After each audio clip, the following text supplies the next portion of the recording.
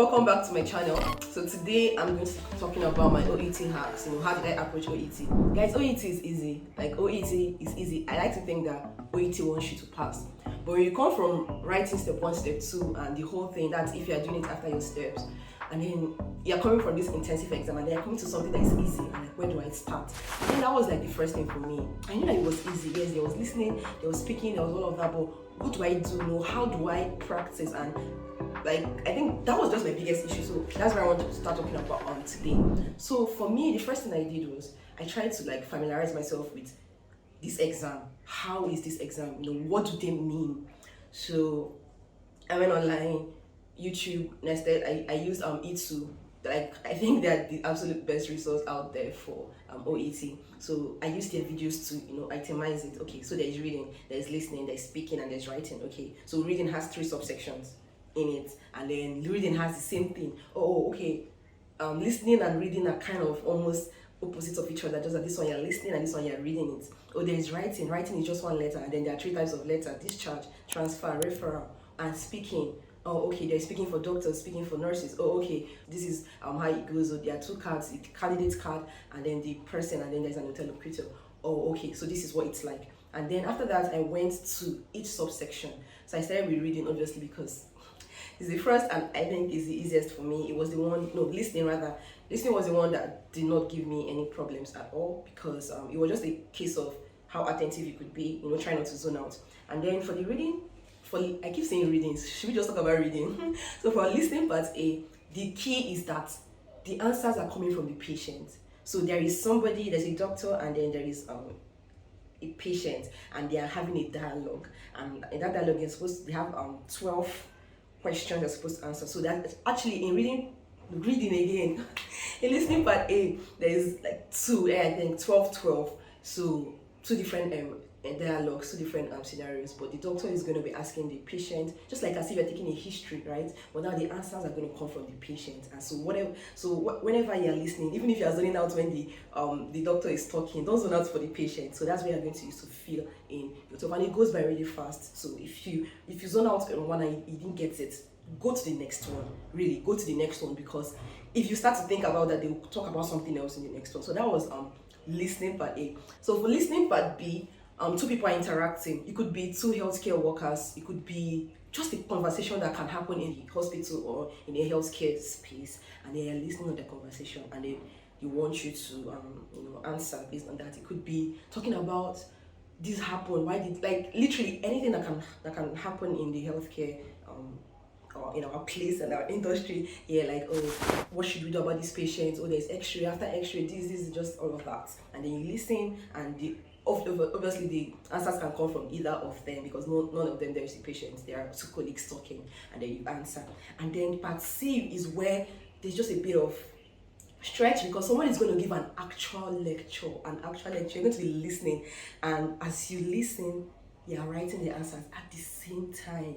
So I think that's where it could be tricky, because this time around you have I think 6 things to say. So for this one, just look quickly at what the answers are supposed to look like. That's one of the things that E2 they told us to do, especially for that part A. So when you see these gaps, you can guess what could fall into this gap. Should it be an adjective?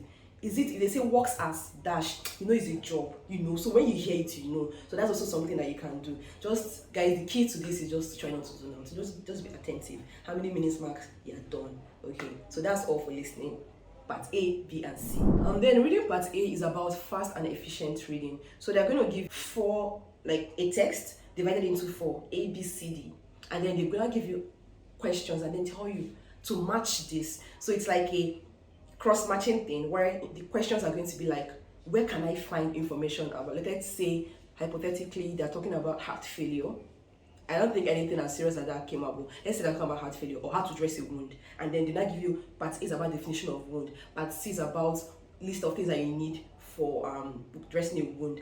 Part C is not going to be about the technique. And then part D might be complications, for example. So your task is to literally read A, B, C, D quickly and tell yourself, okay, this is what this paragraph is about. So that when you now get your question, when you now go to your answers and you start, and then they say, where can I see information about abscesses or about wood dehiscence, for example, you already know that this is a complication. It's probably D. Then you confirm and you put D on your paper. So it's like it's a matching thing. And then if you check and it's not there, you not check maybe somewhere else. Maybe it's in definition also, maybe like that. So that's how reading part A is.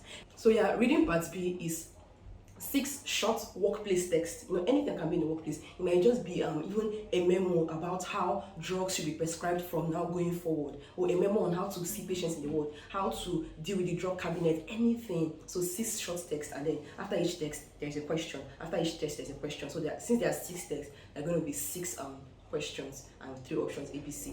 It's fair. It's not confusing. Fair. So reading part C for me was one of the most tricky parts of my exam, even though it wasn't that bad. But the challenge was that they'll give you 8 questions anyways, but 2 long texts, and looking at 2 texts that are long, that can have up to 8 paragraphs, it was, I don't know, for me what I did was I read it through, like each of I think there are 2 texts, so one text I read it through and just know what is it talking about. It's like sometimes it's a lecture, sometimes it's I know a lecture, just mostly common is a lecture, and then you just read it quickly, just to get like 1 minute, in fact less than a minute, just breeze through. And then the good thing that OET does is that when they're asking you a question, they will say what in paragraph this, in paragraph that. So it's like signposting. You know what paragraph of the whole text that answer is supposed to come out. So what I did was, instead of reading the whole text and then trying to answer the question, I just skimmed through, not any serious reading, just a breezing through, and then I'll come to question 1, and I said, in question 1 when I say in paragraph 1, I go to paragraph 1 and read paragraph 1 intensively. Since it was short, maybe this is my brain to think that it wasn't much, and then I read and I find my answer. And then they'll say, okay, this word in paragraph 6 meant this. I go to paragraph 6 quickly. So that was like my own hack, and that's what helped me to like really stay focused and not feel like I was giving my brain a lot of information to comprehend and answer in like a short time. So it's like really about comprehension, reading fast comprehension, and being able to pick your answers. So then there are 8 questions, sometimes 8 questions in this. So 8, that's like 16. So that's all for reading. Then where my nemesis came was in writing, guys. God, I think I like things that are objective, like, but then when you need me to perform or to do stuff. So writing came, and I admit that I worked hard for writing, because when I realized that reading and listening were not a problem, I took the practice test and I was getting like maybe 40 over 42, 40 over 42. I knew that, okay, this is not a problem, this is enough for me to pass. So I stopped doing those, and then I went to focus on writing. So writing, there are 3 letters: discharge, referral, transfer. And writing is about, they'll give you case notes. You have to like pick relevant case notes, organize your case notes, and then write it. Obviously, like it's like you took a history from somebody, and then that history, you're supposed to now use that history to write a consult. I think that's what many people call it in this part of the world. If I'm writing a consult to another unit, explaining or just discharging my patient, and I want them to know, or discharging them to a home care facility, what do I want that nurse to know? What's relevant to this discharge? So for example, let's say discharge letter is to the patient's family practitioner or the person's GP. The GP already knows the address, and the GP probably knows this patient's social history, family history, that he had in surgery in the past. I won't include those case notes because they're not relevant, okay? However, if I'm writing like maybe a referral letter to an orthopedic for this man, and he had like a spine surgery 2 years ago, it's very relevant that he knows. But it might not be super relevant for him to know that he had an appendectomy. Maybe not. Do you understand? So that was like about that. So you would just, the more practice you do, the more you learn how to pick relevant case notes. You learn how to organize it, then you learn how to paraphrase, put it in a good paragraph. Okay, then the word that was not my actual nemesis would be OET speaking. I admit that I should have practiced more. It should have helped my confidence more. But when you get there, really just think about it as a conversation that you have with the patient in the workplace. Really, like it would be like you explaining something to your patient. And if you think about it in that manner, maybe you calm down. Maybe that's the advice I should have given myself. And then also, I spoke too fast, so I remember finishing in 3 minutes, and my locator was just looking at me like, my interlocutor was looking at me like, you should actually you should keep going. And so yeah, I admit that I should have kept going, or I should have just summarized, right? Don't mean that you should keep blabbling, but just maybe summarize. So also remember that it's not about what you know, it's not about the medicine that you know, it's about how you're able to communicate. So I'm saying this because it's more important that you stop and actually answer the person's question if they have a question, than you're just trying to power through, to just finish the task. It's not about finishing the task. If you do, perfect. And then if you finish the task, it's also nice that you should summarize at the end, oh, we talked about this. Is it okay if I just give you like a rundown through what we talked about today? Things like that. And then when you get your role play card, they give you 5 minutes to prepare. 5 minutes where you, is it maybe not 5, maybe 3, to just go through your card and see what it's like. You can underline the action verbs and know what they wanted you to talk about or what they want you to talk about. And if they need you to explain something, if it's to define, if it's to ask, if it's to advise, if it is to counsel, you kind of know what to do. And then just remember to speak in an empathetic manner. Remember to, if your patient tells you that they've been struggling with something, remember to stop and say, I'm sorry that this, I'm sorry to hear that, or that must be difficult, Just really the way you would talk to a patient in the hospital. That's how OET speaking is. And so guys, that's the end of the video. I hope it helped you guys. In the end, it worked out for me. Just remember that OET is not hard at all. OET is about you understanding the methods of each subsection. So if you can get a method for it, like, oh, this is about this and this is about this is how I'm supposed to do this, no matter what it is that comes out in the exam, you're able to do it, right? It's not about practice questions like you would, or like step 2 where it's like the more questions you do, the better. Obviously, like in life, everything's about practice. But if you can just hack each one, like, okay, for me, I knew that, there was a tendency for me to get overwhelmed when I saw like a text of 8 paragraphs. So okay, this is how I should do it for myself. Things like that. If you do it for each of these subsections, you go in there, you're relaxed, and you kill it.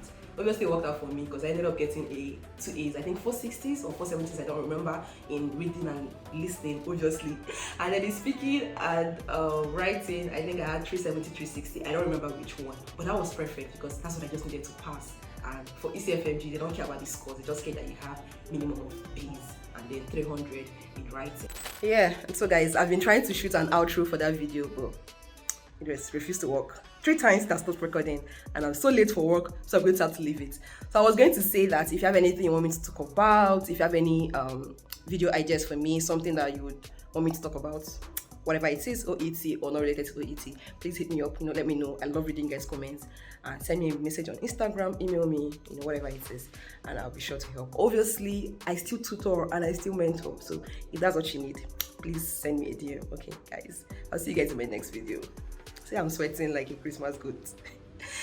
Okay, all right, have a good day, and me too, I'll have a good day at work today. Bye.